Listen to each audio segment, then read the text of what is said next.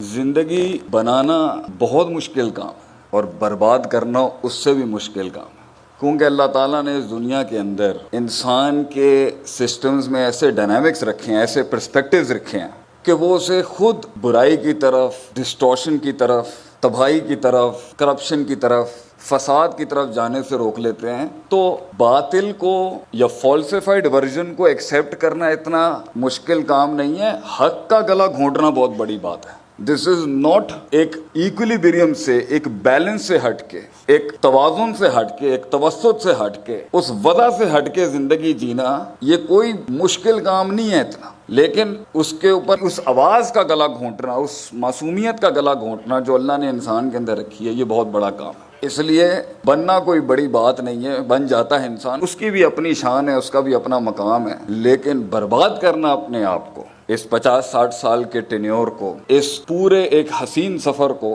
اس کو برباد کرنا بہت مشکل کام ہے۔ اور بڑا دکھ ہوتا ہے صرف اس آؤٹ لک کے ساتھ کہ ایک انسان نے اپنی زندگی برباد کر دی۔ برباد ان اے سینس یہ نہیں کہ اس نے غلط راستے اپنائے، یہ بھی بربادی ہے کہ وہ کچھ بنا نہیں سکا زندگی کے۔ یہ زندگی بھائیوں بننے بنانے کا نام ہے، چڑھنے چڑھانے کا نام ہے، اور ٹوٹ کے بکھر کے، مطلب اپنے آپ کو ایک جواب دینے کا نام ہے، ایک رسپانس کا نام ہے۔ اس لیے تو اللہ کہتا ہے کہ ہم نے زمین و آسمان کو پکڑ کے تھام کے رکھا ہوا ہے، ہم چھوڑ دیں زالتا یہ گر جائے گا۔ پھر اس کے اندر اللہ تعالیٰ نے یہ نظام آپس میں تصادم کا شکار نہ ہو جائے۔ یہاں تو ایک روح دوسری روح کو برداشت نہیں کر سکتی، پوری کائنات نے ایک دوسرے کو دیکھیں کس بیلنس میں سنبھال کے رکھا ہوا ہے۔ تو اس دنیا کے نظاموں کو اس عدل پہ چلانے والے نے اگر اس دنیا میں کوئی لاگ بک بھیجی ہے، how to run men and how to run an institution and how to develop and nurture a thought and an ideology and a نظریہ، تو ڈیفینیٹلی ہم نے بہت بڑا نقصان اٹھایا۔ میں ویسٹرن تھنکرز کے خلاف نہیں ہوں، علم کہیں سے بھی ملے ہم قائل ہیں سیکھنے کے، لیکن دکھ کی بات یہ ہے کہ جب اس جہت سے آپ قرآن حدیث کھولیں گے، مجھے نہیں لگتا ہیومن انسان کے کسی فیسٹ کا کوئی ایسپیکٹ ہوگا، چاہے وہ اس کی روحانیت سے تعلق رکھتا ہو،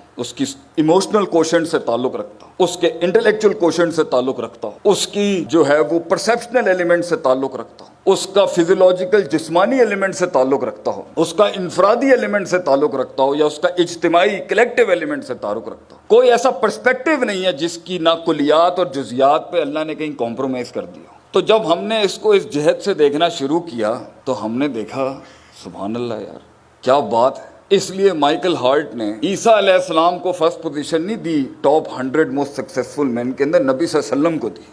وہ سکسیس کا کرائٹیریا فزیولوجیکل اور ایبسٹریکٹ مانوی ہسٹری دونوں پرسپیکٹیو سے کتنا سکسیس ہے، اس میں نبی صلی اللہ علیہ وسلم کا کوئی کمپیریبل نہیں ہے دنیا کے اندر۔ جو 23 سالوں میں آپ صلی اللہ علیہ وسلم نے as a person, as a human being achieve کیا ہے، جن چیلنجز کا آپ نے سامنا فیس کیا، اور اتنی بڑی ایک آرگنائزیشن کھڑی کی کہ آج 1423 سالوں سے اس کی لیگیسی کنٹینیوڈ ہے، اگرچہ وہ ٹوٹی پھوٹی ہو چکی ہے کمپنی جس کا نام امت ہے، اگرچہ وہ بٹ چکی ہے، اگرچہ اس کا برانڈ کافی حد تک برباد ہو چکا ہوا ہوگا، اس کی برانڈ مینجمنٹ ہو، برانڈ ٹارگیٹنگ ہو، برانڈ پوزیشننگ ہو، اس کی مارکیٹنگ ہو، اس کی سیلز ہو، اس کا کانفلکٹ ریزولوشن ہو، اگر ہم اس ٹرمز کے اندر اپنی پوری ہسٹری کو دیکھیں پرفارمنسز کی، تو آپ سوچیں رسول اللہ صلی اللہ علیہ وسلم کی زندگی ایک تاج ہے کہ معراج ہے اسٹڈی کرنے کے لیے، کہ کیسے ایک شخص آج کے دور میں بھی دیکھیں، اگر اس محاورے کے تحت دیکھیں کہ ہم رجال و نحن رجال، انسان وہ بھی تھے اس دور کے، ان سے پہلے بھی تھے اور آج بھی انسان ہے، ڈائنامکس انسان کی نہیں بدلی ہوئی،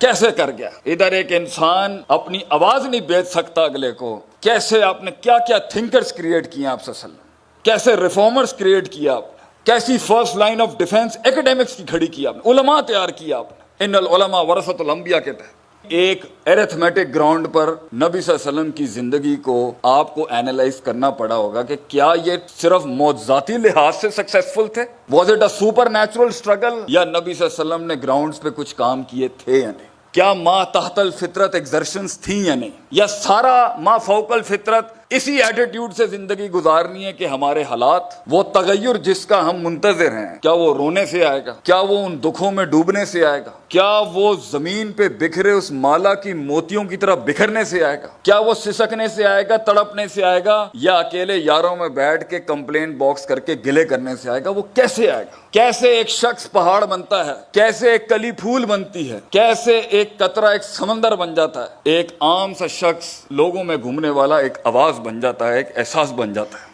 کیسے ہوتا ہے یہ ایکسپیرینس؟ جو ہے نا بیٹا، دنیا میں سب سے بڑی دولت جو ہے نا وہ ہوتا ہے ایکسپیرینس۔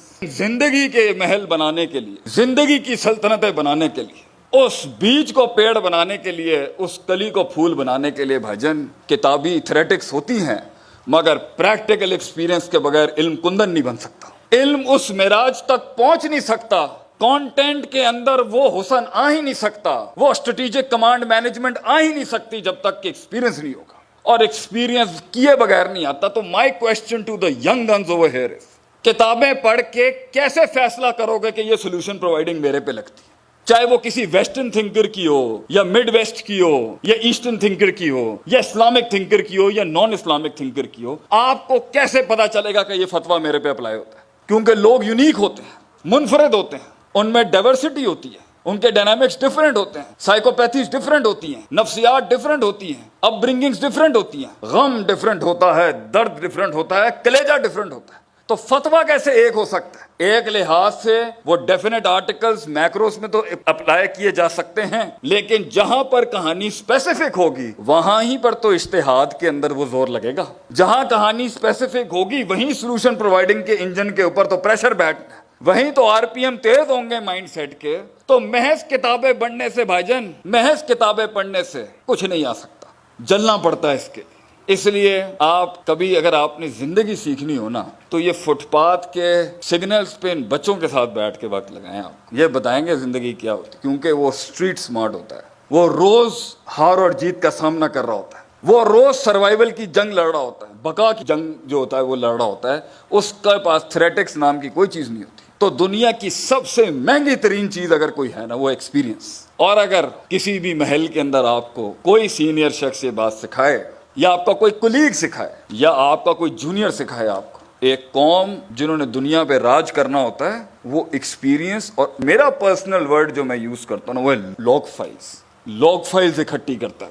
آپ کے ارد گرد میں آپ کو استاد نہیں ملے، یہ ہو نہیں سکتا۔ آپ کے ارد گرد میں آپ کو اپنی فیلڈ کا پیر نہ ملے، یہ نہیں ہو سکتا۔ آپ نے تلاش کیا آپ کو ایک رہبر، یہ ہو نہیں سکتا۔ ابھی قیامت نہیں آئی کہ اللہ اس دنیا سے اہل علم اٹھا لے۔ صحیح مسلم کی روایت ہے، قیامت کی بڑی نشانی کیا ہے؟ انتزاع العلم۔ اللہ ایکسپیرینس لوگ اٹھا لے گا سسٹم سے، پار ایکیڈیمکس ایکسلنس اٹھا لے گا سسٹم سے، جورسٹ اٹھا لے گا سسٹم سے، ایگزیجسٹ اٹھا لے گا سسٹم سے، انٹرپریٹرز اٹھا لے گا سسٹم سے۔ جہالت ہی اور جہالت یہی ہوتی ہے کہ پتہ نہیں ہوتا کیا ہے، اور اگر پتہ ہے تو یہ نہیں پتہ اپلائی کہاں کرنا ہے۔ تو experience is what the biggest asset of a nation. Log files.